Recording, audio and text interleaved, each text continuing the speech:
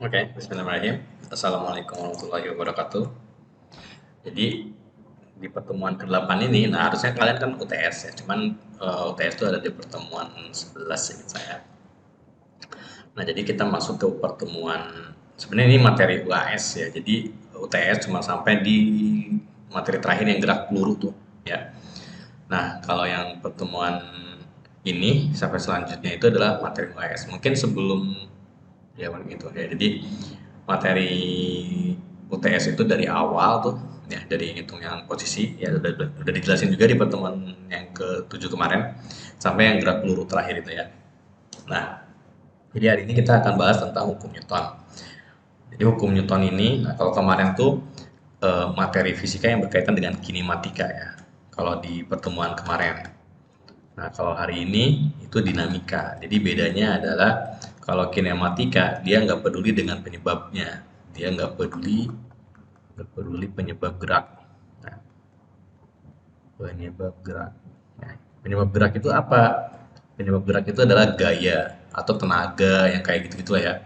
Tenaga, usaha. Nah, gaya, tenaga, dan usaha itu kalau di fisika itu masuk ke ranahnya dinamika. Jadi dia peduli dengan ini gitu ya. Dia peduli dengan besaran-besaran ini. Nah, salah satu hukum yang bertanggung jawab atas ini tentang gaya. Ya, gaya di sini bukan style ya, di Inggrisnya bukan style ya, tapi force. Jadi paksaan atau dorongan. Ya, jadi bukan gaya-gayaan, bukan. Oke, nah ini adalah hukumnya ada hukum Newton. Ya mungkin kalau kalian yang SMP-nya, ya SMP setahu saya dapat deh ada ini ya hukum Newton. Oke, nah ini penjelasannya dulu. Jadi hukum Newton tuh yang itu ya, yang si Newtonnya itu tidur di bawah pohon apel kan katanya kayak gitu ya. Terus tiba-tiba ada apel jatuh gitu ya. Main hukum aja. Oke. Jadi tahun 1645 sampai begitu. Wah, Indonesia masih perang dengan itu. Oh, udah masuk ya. Penjajah Belanda udah masuk ya. Oke. Nah, untuk hukumnya sendiri sini ada tiga bagian, jadi dibagi tiga ya. Yang pertama ada hukum Newton. Nah, ini sebenarnya berkaitan dengan kelembaban atau kesetimbangan. Ya, jadi kalau benda-benda diam atau benda-benda setimbang nih, hukum pertama yang menjelaskan. Kemudian ada hukum yang kedua. Nah, kalau hukum kedua di sini mengenai kalau dia bergerak gitu ya. Dan yang ketiganya adalah hukum Newton yang ketiga tentang aksi reaksi. Oke, ini yang pertama, dia hukum kelembaban. Jadi ketika ini intinya sebenarnya kayak gini, apabila sebuah benda dalam keadaan diam dan bergerak dengan kecepatan tetap, maka resultan gaya yang bekerja pada benda tersebut bernilai nol. Jadi sigma F-nya nol. F itu di sini adalah gaya.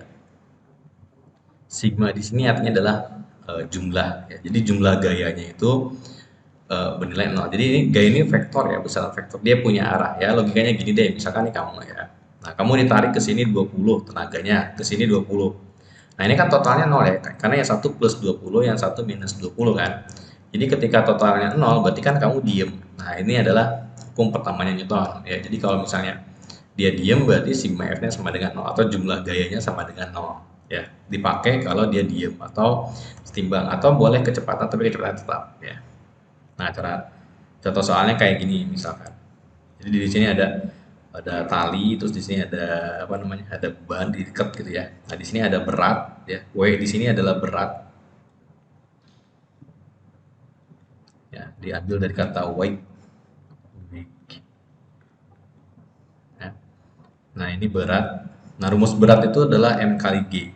Ya, W itu adalah M kali G, massa dikali gravitasi. Jadi beda ya. Jadi kalau di fisika itu ada massa, ada berat. Ya, jadi kalau misalnya yang satuannya kilogram tuh massa ya. Tapi kalau misalnya berat, kalau kita kan nanya berapa berat kamu? Satu, jawabannya 80 kilo. Nah, jawabannya dalam kilo. Nah, padahal kalau berat itu satuannya tuh newton ya. Jadi satuannya sama kayak gaya.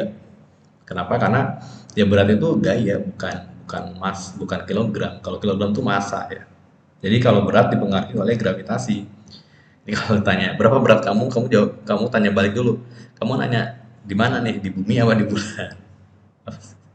Jokesnya kayak gitulah. Kenapa? Karena di bumi sama di bulan kan gravitasinya beda. Jadi berat kamu bakalan lebih ringan ketika di bulan. Ya. Tapi kalau massa itu tetap ya 80 kilo ketika kamu di bumi 80 kilo ya di bulan juga 80 kilo. Tapi kalau misalkan bumi berat, nah itu beda. Karena gravitasi bumi, nah ini G, biasanya kan G ini yang 10 itu ya. Jadi kalau misalkan kamu masanya 80 kg gitu, nah nanti si W-nya itu M kali G ya. Jadi 80 kali 10 alias 800 gitu kan.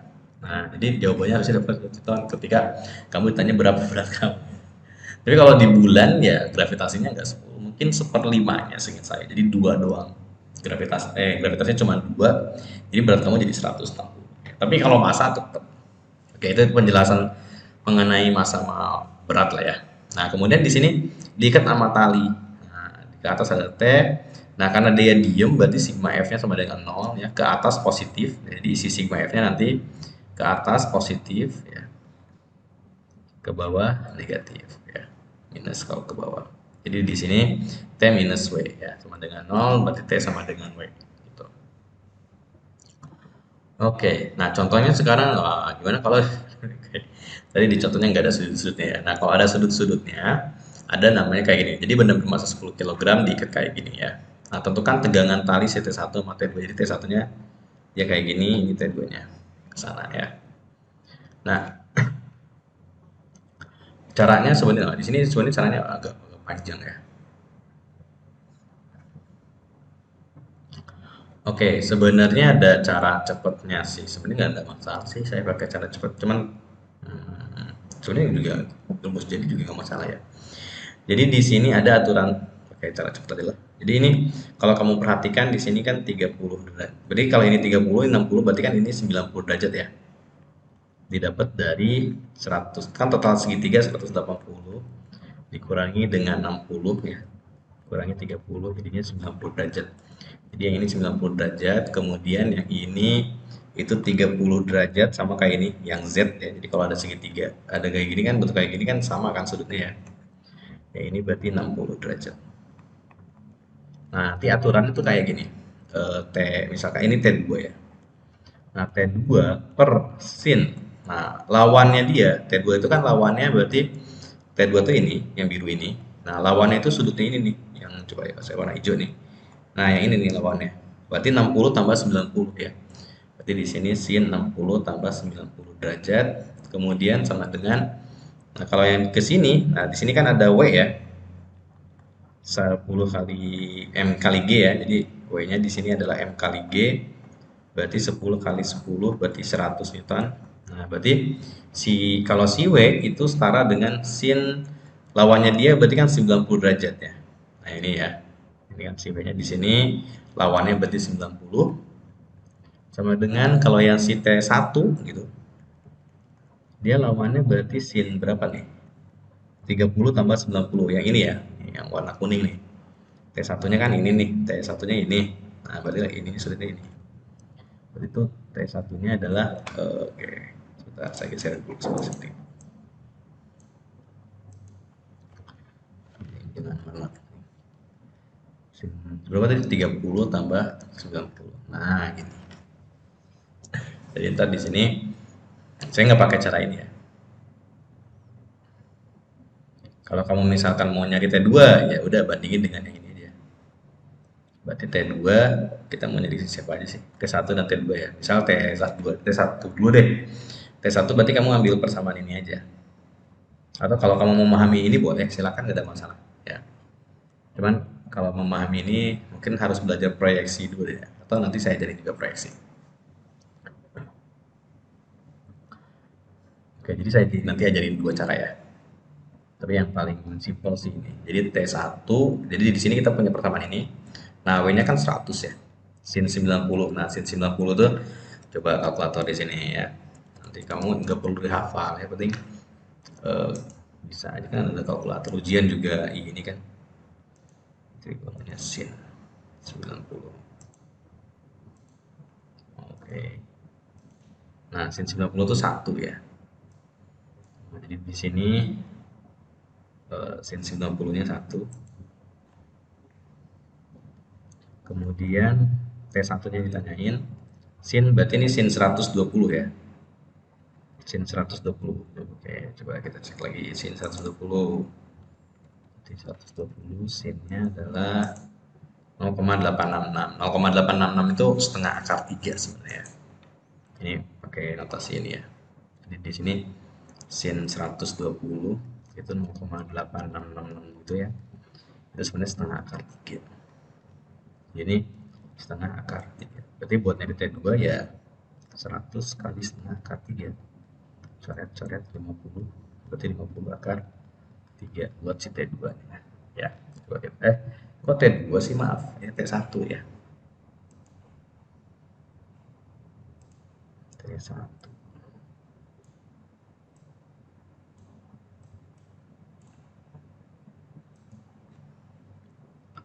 Nah, ini T1-nya tuh 50 akar 3. Nah, sekarang kalau T2-nya gimana? Ya T2 sama juga, cuman kamu ngebandinginnya berarti yang misalnya yang ini sama ini gitu ya. Ini yang merah ini saya bandingin ya. Berarti T2 sini sin.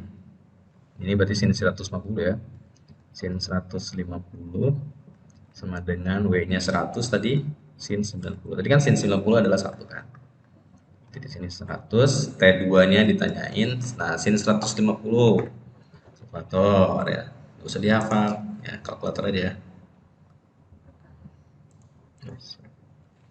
150 kemudian sin 0,5 ya. Jadi setengah. Berarti T2-nya adalah 100 dikali dengan setengah alias 50. Oke. Coba kita bandingin dengan jawaban. Nah, di sini T1-nya 50, T2-nya 50 akar 3. Dulu. Oh, balik. Jangan kita T1 sama T2-nya yang kebalik ya.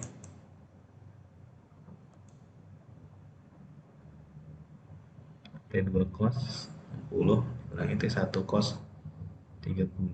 Oh iya, dia kebalik. Nah, dia enggak. Ini modul dibikin orang sih, jadi nggak bisa ini. Jadi ini T1, ini kalau di modul ini dia kebalik ya. Yang T1-nya ini ya, itu adalah beda aja. Tapi dia kebalik. Oh, sorry, nggak bisa ini dulu. Nggak bisa. Oke. Jadi dia kebalik ya, T1-nya yang di sini yang 50 akar 3 harusnya. Ya. Nah, terus gimana kalau misalnya manual kayak gini atau ngikutin yang di slide-nya, di materinya. Jadi ada namanya proyeksi dulu. Nah, jadi ketika si T2 sama T1 ini miring ya. T2 sama T1-nya miring. Oke, saya hapus dulu gambarnya ininya. Nah, kalau yang B udah. Oke lah, ini aja. Oke, jadi di sini si T-nya itu miring, T2-nya. Nah, ketika miring itu di fisika tuh dia kan gini. T1-nya kan gini ya. Nah, ketika dia miring, sebenarnya dia punya komponen yang lurusnya. Ya, jadi ketika dia mungkin mana ya beda. Jadi T2-nya itu sebenarnya punya yang ke sini. Nah, ini adalah T2X. Kalau yang ini itu adalah T1X berarti ya. Di sumbu X maksudnya. Kan T2 ini gak jelas nih ya. Nah, kalau miring itu sebenarnya dia punya komponen X sama komponen Y. Ya, ini T2Y. Nah, yang ke atas ini juga T1Y gitu. Nah, sudut 30 derajat sama ini 30 derajat juga, terus yang ini 60. Nah, patokannya gini. Kalau misalkan garis yang kita cari itu dekat dengan sudut, itu dikali dengan cos. Kalau dia jauh dengan sudut, itu dikali dengan sin. Itu patokannya. Artinya gini, jadi kalau misalkan kita mau nyari T1X nih. Ini kan ngomongin sumbu fx. Nah, di sini kan ada T1X. Nah, ini garisnya. Ini si sudutnya. Nah, karena dia deket, deket tuh maksudnya deket atau di samping gitu ya. Deket atau di sampingnya si sudut gitu. Itu dikali cos. Jadi T1X-nya itu adalah T1 dikali dengan cos 60. Ya, sedangkan T2X-nya adalah T2 dikali dengan cos 60. Ya. Nah, terus T2Y-nya berarti T2Y di sini. Oke. T2Y-nya berarti di sini T2 karena dia ini sudutnya. T2-nya ini jauh kan nggak di sampingnya dia, nggak nempel sama si sudut ya. Berarti dikaliin dengan sin. Jadi T2-nya adalah sin 60. Sorry, ini 30 derajat ya, bukan 60. Oke.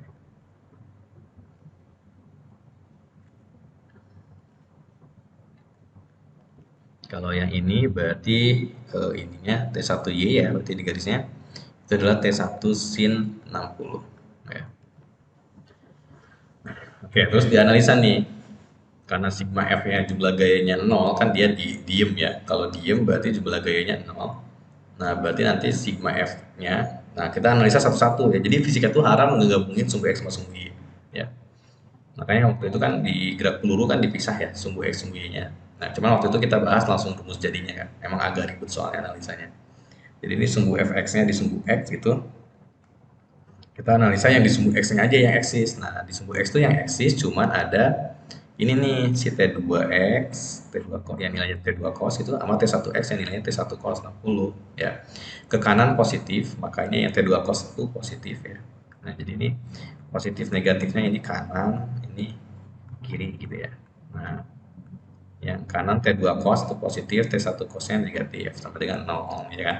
Masukin tuh cos 60 kalkulator setengah, cos 30 setengah akar 3, nanti pindah ruas dapat persamaan ini ya.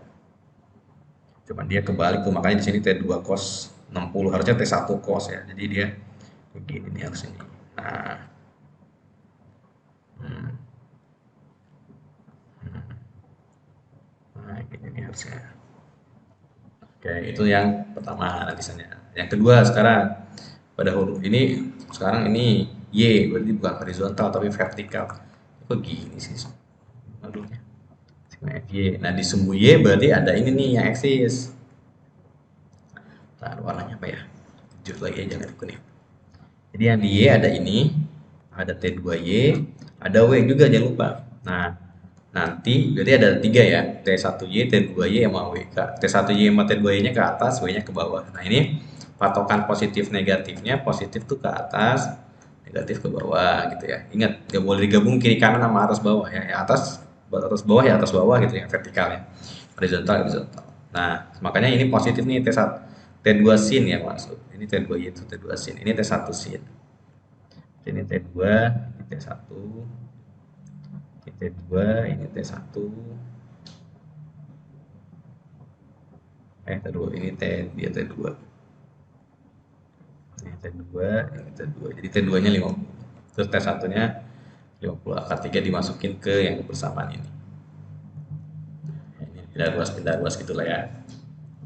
Akar 3 kan kali akar 3 kan jadi 3 ini coba ya kalau mau di ini. Ini kan jadi setengah T2 akar 3 kali akar 3 kan 3. Berarti kan 3 dikali setengah berarti kan 3 per 2 T2. Oh ditambahin, sorry, sama dengan 100. Berarti kan ini 4 per 2 T2 sama dengan 100. Ini kan 2 kan. Berarti T2-nya sama dengan 100 dibagi 2 alias 50 gitu. Oke, itu yang pertama ya. Nah, selanjutnya ada hukum kedua Newton nih. Nah, hukum kedua Newton isinya sigma F sama dengan M kali A. Jadi kalau dia bergerak ya. Kalau dia bergerak terlalu warna kuning kurang ini ya. Nah, jadi rumusnya kayak gini ntar. Jadi kalau misalkan di sini ada F1 15 Newton, F2-nya 5 Newton. Nah, ternyata kan dia pasti bergerak ke sebelah kanan kan. Karena yang satu 15, yang satu 2 kan. Nah, di sini ada gaya lain-lain sih sebenarnya ada W, terus ada gaya normal sebenarnya. Dia ada definisi ada gaya normal. Gaya normal tuh gaya yang muncul kalau dia nempel bidang. Gaya yang muncul karena nempel bidang.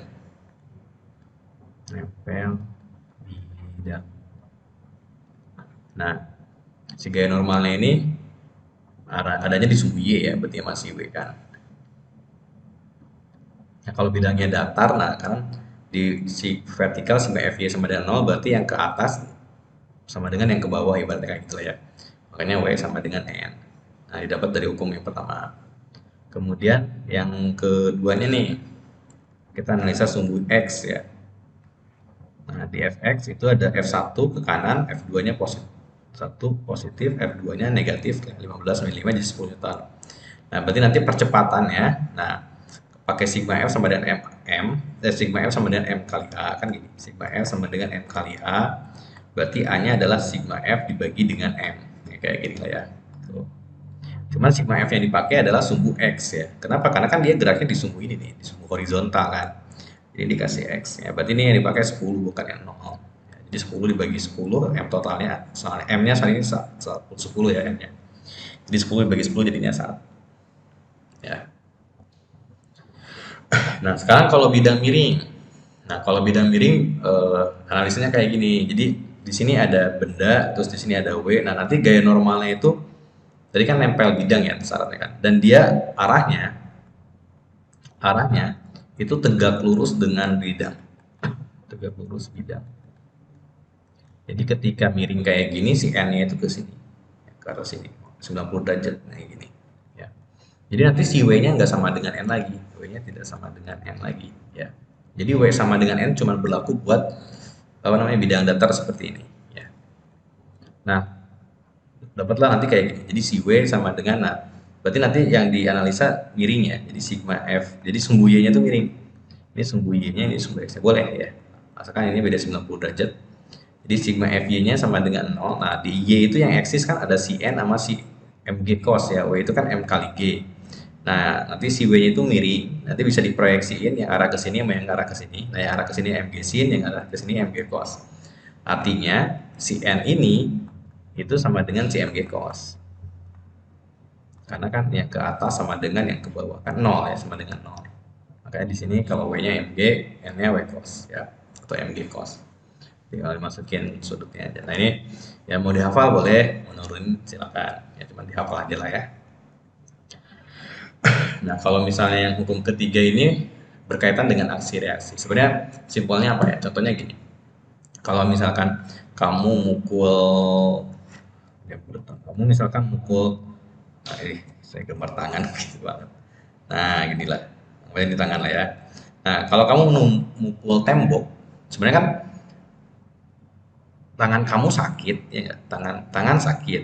Si tembok juga sebenarnya kalau bisa ngomong dia sakit. Ya.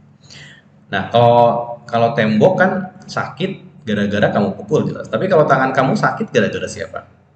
Nah, sebenarnya tembok yang mukul kamu. Jadi ketika kamu mukul tembok, tembok juga mukul kamu. Nah, ini maksud dari aksi reaksi. Jadi ketika kamu ngasih pukulan ke si tembok, nah dia dengan apa ya? Dengan hukum ini atau keadaan kenyataannya dia akan ngasih apa namanya? Pukulan yang sama besarnya dengan yang kamu kasih ke dia. Jadi semakin keras ya semakin sakit juga tangan kamu. Makanya aksi reaksi. Nah, di sini dikasih minus karena arahnya berlawanan ya. Jadi selalu sama nih. Arahnya berlawanan, kemudian ini poinnya pertama, karakternya ya. Kemudian nilainya selalu sama, besarnya selalu sama. Kemudian waktunya bersamaan sebenarnya. Waktunya bersamaan. Jadi ketika sakitnya itu barengan gitu. Kamu mukul nemboknya sekarang sakit ke tangan kamunya misalkan 2 hari kemudian ya berarti enggak, itu bukan hasil reaksi. Harus pada waktu itu juga ya. Oke, itu adalah hukum ketiga Newton. Nah, selanjutnya ada gaya gesek. Wah, ini materinya banyak juga ya. Jadi gaya gesek itu ada dua. Jadi gaya gesek itu adalah ya gaya gesek, ya, gaya yang menahan gitu ya, yang menahan atau mempersulit. Nah, ini dia yang dapat mempersulit gerak benda ya, karena kasar gitu kan. Nah, sebenarnya ada dua tuh gaya gesek itu. Ada gaya gesek statik dan ada gaya gesek kinetik ya. Nah, yang statik itu dipakai kalau dia diam. Kalau kinetik itu gaya gesek ketika dia bergerak. Karena beda ya, gaya gesek ketika kamu awal misalkan kamu punya kotak atau lemari deh. Awal kamu gerakin si lemari itu pasti lebih gede tenaganya. Effortnya lebih gede dibanding ketika si lemarinya tuh udah maju. Pernah nyobain gak ya? Nah, kenapa bisa kayak gitu? Karena gaya gesek statik lebih besar daripada kinetik. Sama kayak kita lah. Kita lagi awalnya diem nih, untuk bergerak itu pasti lebih susah banget ketika kamu udah beda dibanding kalau kamu udah bergerak ya kan? Jadi ketika diem langsung mau bergerak, ketika diem tuh pengennya diem aja kan gitu ya. Bergerak sedikit tuh mager banget kan gitu. Kenapa? Karena statiknya lebih gede ya dibanding kinetik. Kalau kinetik kan kalau kamu udah bergerak ya agak enteng gitu ya ngelawannya. Tapi kalau kamu dari diem untuk cengkat bergerak tuh nah itu yang besar. Tapi itu bukan jadi alasan kamu jadi mager ya. Tapi emang kelembaban benda sih, benda mempertahankan posisinya. Jadi ketika diem ya pengennya diem. Nah, Di sini untuk yang kinetiknya rumusnya mu, di sini ada mu itu konstanta, nanti di soal dikasih tahu lah ya, ini konstanta atau koefisien gesek ya, bukan konstanta. Koefisien gesek. Nah, nanti kalau yang kinetik ya dikasih tahu koefisien gesek kinetik gitu, yang statik ya statik. Oke, nanti arah-arah analisanya seperti ini ya.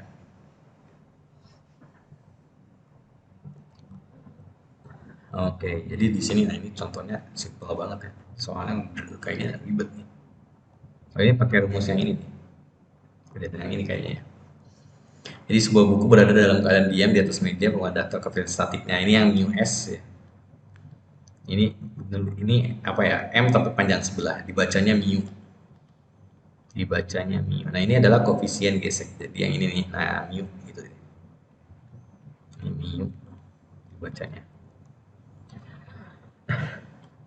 Nah, di sini diketahui mu s-nya, kemudian di sini ada mu k, ya, dan mu s itu pasti lebih besar daripada mu k, ya.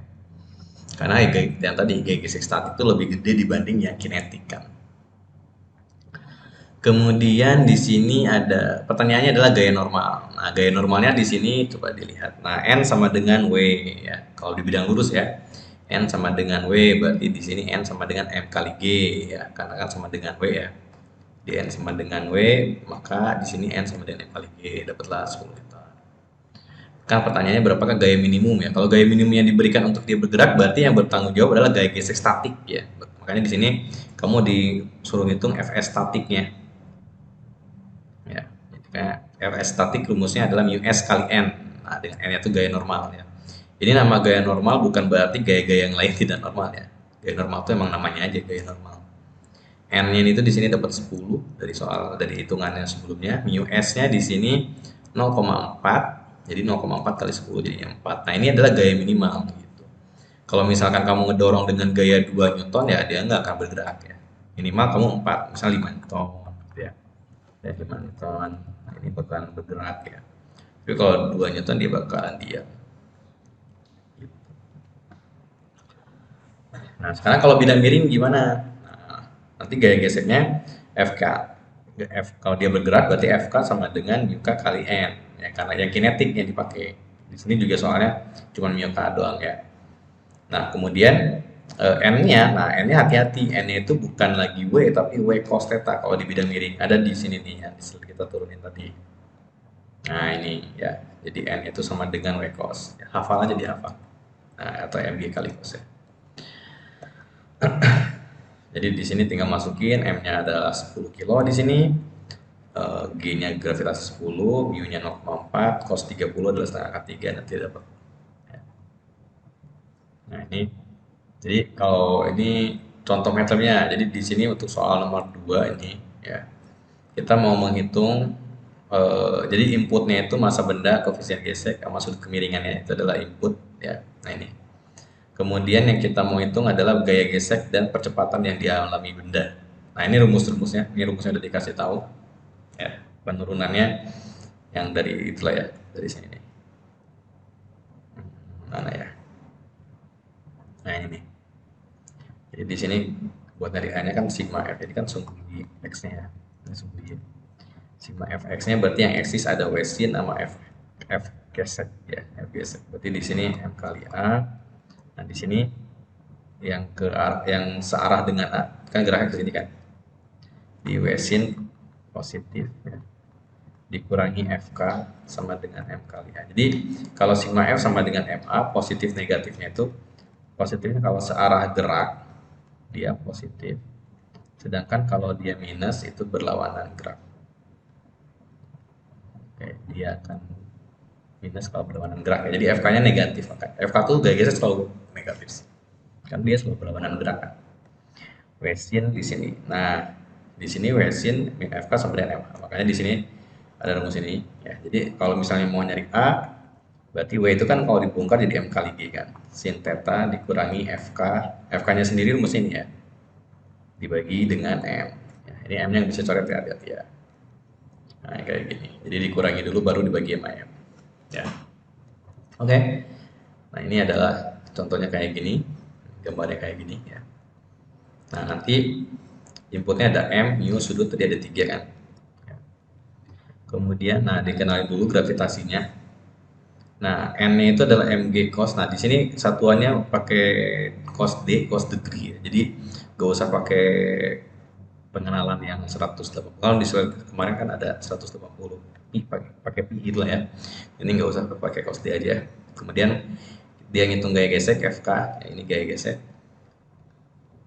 Nah, pakai rumus yang di sini, ini ada nih. Ya. Kemudian hitung gaya normal mg cos. Di sini langsung mg cos kan. Oh ini m gaya cos ya, ini gaya normal, sorry. Ini gaya normal.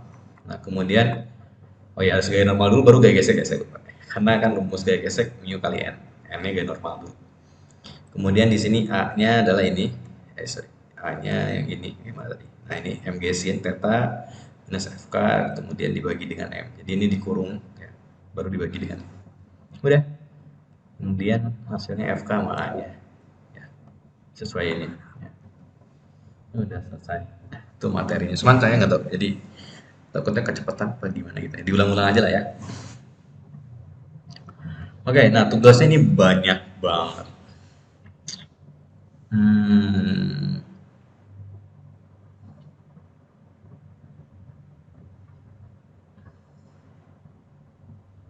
oke.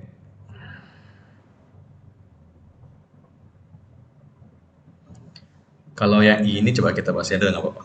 Banyak banget saya jelasin juga kok. Yang nomor satu ini sama kayak yang di awal tadi ya. Yang nomor satu ini sama kayak di awal yang ini yang awal banget. Mana ya? Nah, yang ini. Jadi T-nya sama dengan W. Nah, ini ya. T-nya sama dengan W. Dimana W-nya adalah M kali G. Udah M-nya ada kan. Dapat tuh. Yang nomor dua. Nah, ini sudutnya 37 derajat. Udah. Pakai kalkulator aja ya. Di sini ada dua. Berarti di sini ada 20 kilo. Berarti di sini ada W 20 kilo kali 10 200 newton ya M kali G ya. Nah, terus kamu tinggal berapa gaya F. Nah, tinggal sudut-sudutnya aja. Oh, jadi ini gini. Kalau ini 37 berarti ini sisa yang ini 53 ya. Didapat dari ini. Sudutnya ini ya, yang warna merah ini nih. Didapat dari sini. Sebentar. Sudut yang ini coba sini deh. Itu berarti 180 kurangi ini kan 90 derajat kan. Kurangi 90 kurangi 37 berarti kan 53. Nah, berarti nanti si F per sin 53 tambah 90 derajat. Kemudian sama dengan kalau yang si W sudutnya berarti ini gini ya. Nah, ini juga 37 kan N ya. Ini sama ini sama. Jadi ntar si W sin 37 W per sin 37 tambah 90 derajat ya. Kemudian di sini ada T.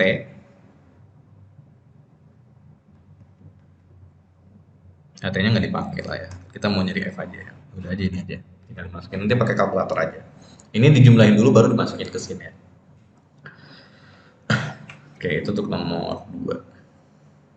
Terus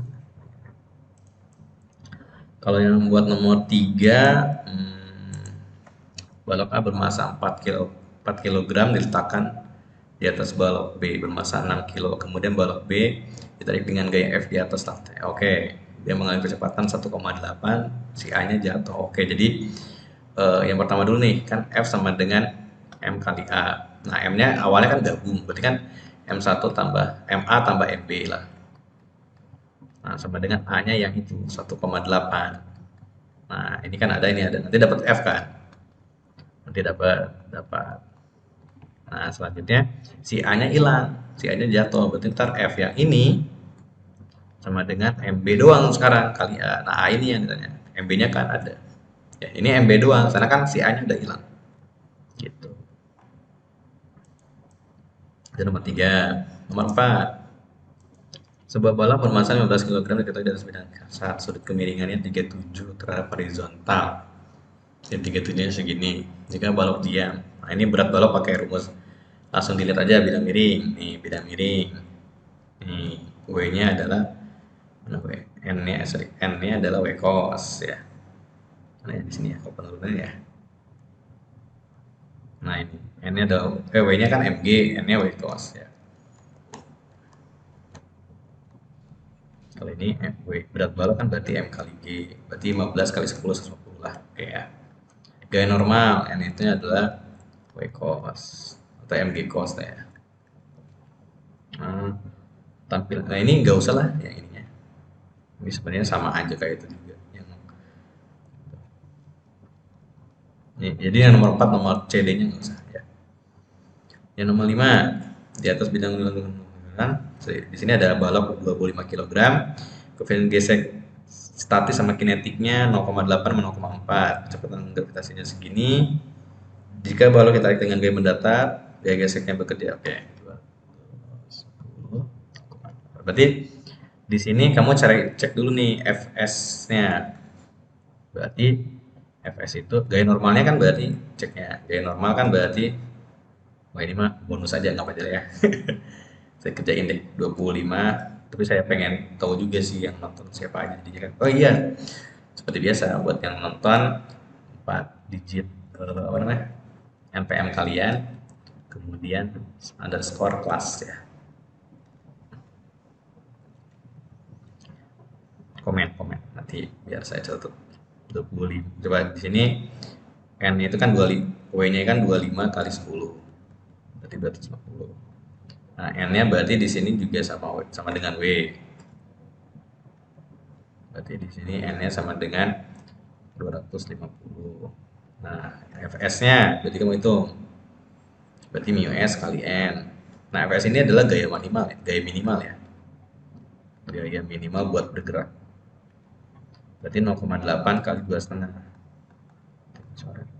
200 ya. Nah, kalau misalnya dikasih 110, kalau F-nya 110, sedangkan minimalnya adalah segini, berarti diem. Ya. Kalau ditanya berapa gaya geseknya, nah, kalau percepatannya 0, ya. Kalau percepatannya 0, hanya 0. Tapi kalau F gasnya, karena kan dia diem ya, kalau F gasnya itu sama dengan gayanya. Kenapa? Karena gini, kamu nggak bisa jawab gaya geseknya itu adalah, saya malah ngejelasin ini. Tapi soalnya nggak ada sih aneh ya di slide-nya nggak ada soal yang kayak gini, tiba-tiba soalnya yang kayak gini. Jadi di sini kan gaya minimalnya itu adalah 200. Nah, kamu nggak sih 110. Nah, kan berarti nggak kuat kan. Nah, kalau ditanya ini diem nih. Kalau misalnya kamu jawab berapa gaya geseknya? 200. Nah, 200 ini 110 berarti kamu gerak ke kiri dong si kotaknya. Kan itu aneh ya, malah bergerak gara-gara gaya gesek. Jadi bukan 200 tapi harus sama dengan ini biar dia 0 kan. Jadi ini 110 Newton. Jadi F-nya 110 gitu. Kalau misalnya F-nya 150 nih kan dia masih diem juga kan karena kurang dari 200 ya. Berarti berapa gaya geseknya? 150 juga gitu. Kalau dia diem ya. Nah, sekarang kalau yang si B di sini, jadi kalau misalkan si F-nya lebih kecil dari F yang statik ya, Fg statik, statik. Nah, nanti si dampaknya itu adalah si F gas-nya sama dengan F-nya. Gitu. Nah, sekarang kalau misal yang soalnya kejadiannya diem ya. Nah, sekarang kalau si F-nya 350, nah berarti kan si F-nya lebih besar daripada Fg statik kan. Fg statik, Fg statik. Nah, artinya dia kan bergerak nih. Nah, kalau bergerak berarti nanti gaya geseknya itu adalah ini apa namanya yang Fg kinetik ya. Terus hitung lagi mu k kali n. Nah, mu k-nya yang 0,4 ada di soal kan yang 0,4 ini. Kemudian n-nya tadi berapa ya? 210. 200. Berarti 100 nih, Pak. Terus kalau ditanya A-nya, sigma F sama dengan M kali A. Langsung buah X ya. Di gambarnya kayak gini. Ibaratnya kamu narik 3,5, kemudian di sini ada lawannya 100 Newton. Nah, jadi kan sigma F-nya jumlah gayanya kan 3,5 dikurangi 100 kan. Tadi M-nya itu 25 ya. Berarti ini 250, ini 25A, berarti A-nya 250 dibagi 25 ya. Alias 10. Ya, kita persenkan kuadrat udah. Ya, nomor 4 kayak gini aja lah. Salin lah ya bagian nonton. tinggal diketahui ditanyakannya aja. Jadi kalau gaya gesek statik itu buat muji gaya minimalnya aja. Nanti kalau dia lebih besar, berarti dia si F-nya lebih besar daripada gaya minimal ini atau F statik, berarti dia bergerak. Nah nanti dampaknya gaya geseknya adalah FK ya. Gaya gesek itu adalah gaya gesek kinetik. Ya, tapi kalau misalkan dia diam, F gesnya adalah FK. Tapi kalau misalnya diam, ketika si F-nya lebih kecil daripada gaya minimalnya kayak gini, si gaya geseknya itu sama dengan si F-nya yang kamu kasih. Makanya gaya gesek statik itu berubah-ubah. Oke, itu untuk materinya. Jadi yang ini, ya, yang nomor 4 CD-nya nggak usah ya, nggak usah ada GUI dulu buat pertemuan hari ini, pertemuan ini. Ya, mungkin segitu aja. Kalau misalnya mau ditanyain atau kurang jelas, kalian bisa chat pribadi atau di grup juga nggak masalah. Jangan lupa komen seperti ini tadi, PM sama kelas. Saya tutup, mohon maaf kalau ada kata-kata yang salah. Semoga ilmunya bermanfaat. Wabillahi taufiq hidayah. Wassalamualaikum warahmatullahi wabarakatuh.